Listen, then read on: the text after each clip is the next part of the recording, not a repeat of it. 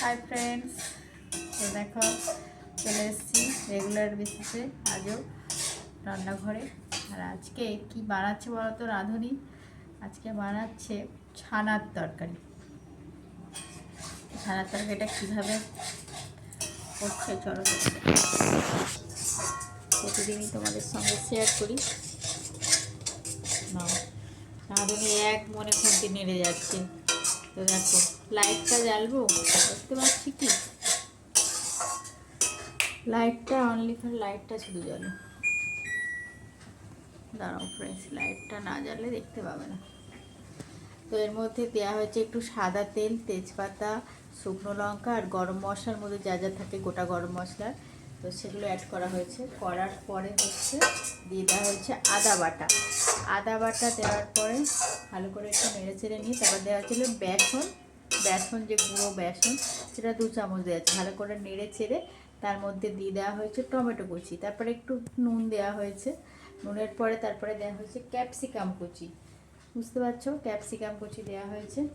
তারপরে ভালো করে নেড়ে চেড়ে যখন একটু টমেটোগুলো গলতে শুরু করেছে, ভালো করে নেড়ে চেড়ে তার মধ্যে দেওয়া হয়েছে কিছু গুঁড়ো মশলা অ্যাড করা হয়েছে।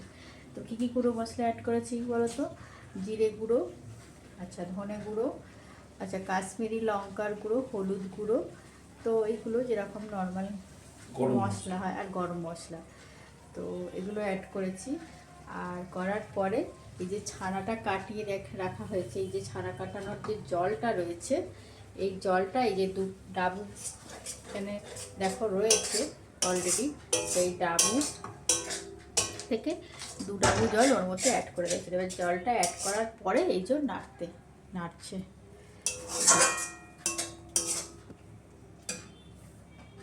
দেখতে পাচ্ছ? ব্যাক ক্যামেরা করলে ভালো হতো, ফ্রন্ট ক্যামেরাতেই দেখাচ্ছি।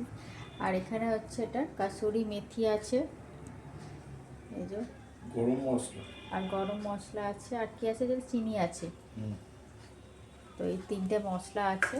তো এখন ওটা তেল ছাড়া অবধি অপেক্ষা করছি, তো ওটা নাড়ছে ওই জন্য। আর এই রেসিপিটা এটা আমরা এখন মানে আমি কোনোদিন খাইনি, ও খেয়েছে এগুলো, আর এটা আমি ফার্স্ট টাইম ট্রাই করবো। তো খেয়ে দেখবো কেমন খেতে লাগে।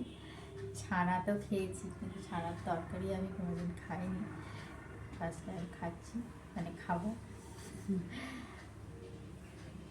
তো চলো বন্ধুরা আসছি। তো ফ্রেন্ডস দেখো এখানে ছানার তরকারিটা অলমোস্ট রেডি হয়ে গেছে। আর ওটাকে কষানোর পরে দেখছিলে মশলাটা, তো তেল ছেড়ে দেওয়ার পরে ছানাটা অ্যাড করে দেওয়া হয়েছে, দিয়ে ভালো করে নেড়ে চেড়ে একটু চাপা দিয়ে এখন এই রকম একটা লুক এসছে। তো এর মধ্যে একটুখানি ঘি অ্যাড করে দিল দেখতেই পেলে। তো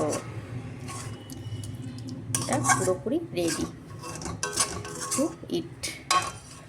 ভালো বন্ধুরা, যদি ভালো লাগে অবশ্যই শেয়ার করবে, অবশ্যই লাইক কমেন্ট করবে।